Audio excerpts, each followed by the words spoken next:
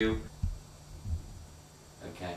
You were going to say there's something you I want go to to the Wise Men. It's a group that meet at the Y every Tuesday. And you pay $1 and you get to say a few words. And I was telling about my show business involvement. My wife was a very good singer. I used to carry her suitcase.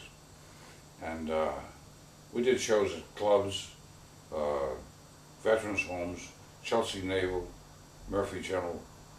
She was an extraordinarily good singer. And I know good songs, good music.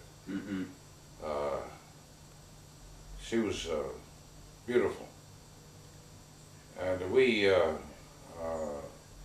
part of a group that was part of a vaudeville group that had jugglers, dancers, musicians, and it was a wonderful time to be around. Mary was very brave and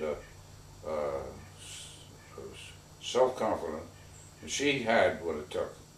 She could have gone all the way if she wanted, but I persuaded her to come my way, so that's another stroke of good fortune. Wow. Yeah. That's great. I did an imitation of, I said when I was trying out for one of the parts in the show, I used to think I sounded like Bing Crosby. When the blue of the night meets the gold of the day, someone. So I sang Old-Fashioned Walk by Irving Berlin.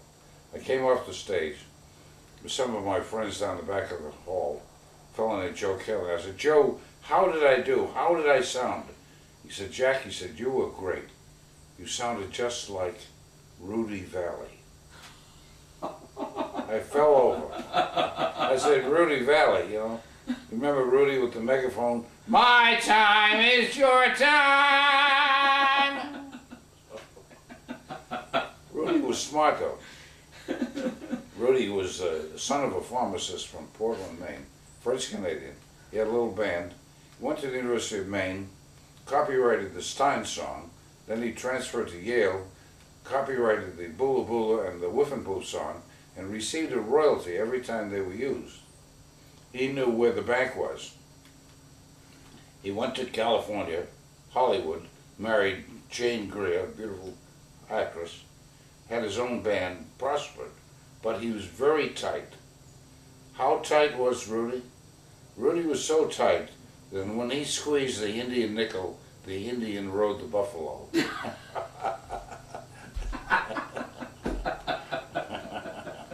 Sorry, Rudy. Who do you think one of your favorite singers is? Oh, Bing Crosby, without a doubt. Is that right? Sure, oh yeah. What is it that you admire about his style or his sound? I like the calmness, the self-assurance, the smoothness, and his kindness to others, too. He was a very kind person. He helped other people. But if you go back to, he was a top-ranked singer back in the 20s. If you go back to those early days, the 20s and 30s, he had a voice that was angelic, just smooth, beautiful. And he was singing right up until his late 50s, still in good voice. I'd say no one came anywhere near him. Just, How about new upcoming singers?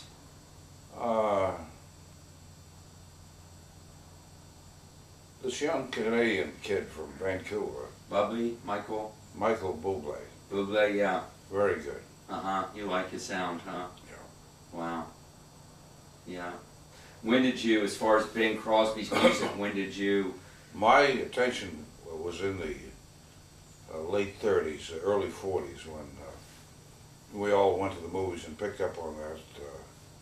But he was extraordinarily good. Of course, you had the road pictures with Bob Hope, but he was just laid back. He was effortless. He could just pour out. Mm-hmm. And he helped a lot of good singers like Rosemary Clooney and Mm-hmm. Doris Day and others. Mm-hmm. They all had good words to say about Bing. Harry Lillis Crosby from Spokane, Washington. Mm-hmm. What about women singers? Who would one of your favorite women singers be? I think Kate Smith was the outstanding singer of that time. Really? She did God Bless America, Irving Berlin. Mm-hmm. She was a paradigm. She was a kind of a heavy-set gal, very sweet woman. But when she sang God Bless America, boy, the whole country loved it. Mm-hmm. Where did you develop your appreciation for music? Well, I was lucky. I grew up in a Irish immigrant community that we all had to get up and sing or do something at get-togethers. That's how we entertained each other. Mm-hmm. This is before television, and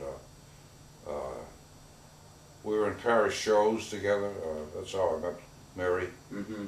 and I joined the a choir in St. Mary's Church, and that was a wonderful time. And then later on, when I went to BC, I joined the Glee Club.